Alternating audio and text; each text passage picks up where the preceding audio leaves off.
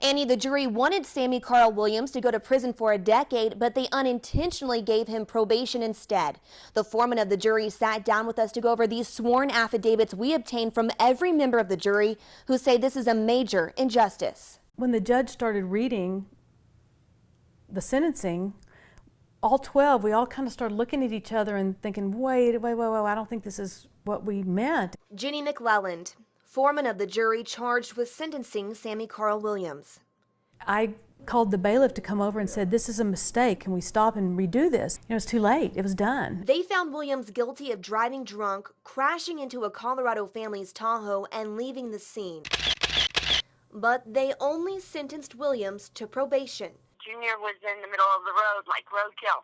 Back in June of 2013, Williams was driving to his Tahoka home from Lubbock when he crashed into the Tahoe along Highway 87, severely injuring 10-year-old Nicholas Mata Jr. Junior's mother was at home in Colorado when she got the call. I told him I loved him and that he was going to be okay and just stay awake and keep talking to me until the helicopter gets there. Junior lived, but the crash took his leg. They tried to save his leg, but he was missing some bone and had flown out of his body. And his life was changed forever. He wanted to be a police officer or a soldier. He just thinks that they're just the most awesome people in the world. He knows now he can't be a soldier now.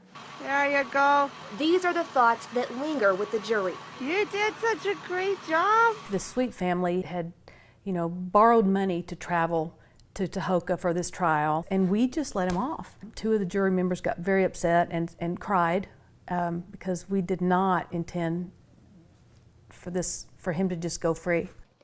I felt sick to my stomach and wanted to vomit. It will be on my conscience. I feel this should be a mistrial. All statements from juror affidavits. We don't know how all 12 of us misunderstood the exact same way. The source of the confusion, this verdict form. The jury thought they were sentencing Williams to 10 years in prison, and they recommended probation thinking he would receive both. But what they really did is probate that 10-year sentence.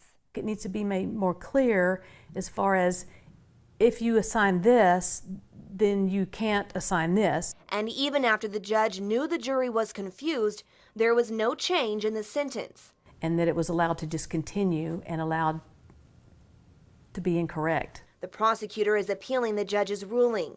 The decision rests with the 7th Court of Appeals. I want him to go to prison. I don't want him to be able to hurt anybody else. We found that Williams has been convicted of a DWI once before and attended court-mandated treatment. The DA says the state has a very limited ability to appeal a case when jeopardy is attached. Now, that being said, he has filed not only an appeal, but a writ addressing pretrial issues. The DA says he is exhausting every appeals procedure. Now, Annie, we're going to continue to follow this investigation, and we'll bring you the very latest tomorrow on KCBD News Channel 11 at 10. Annie?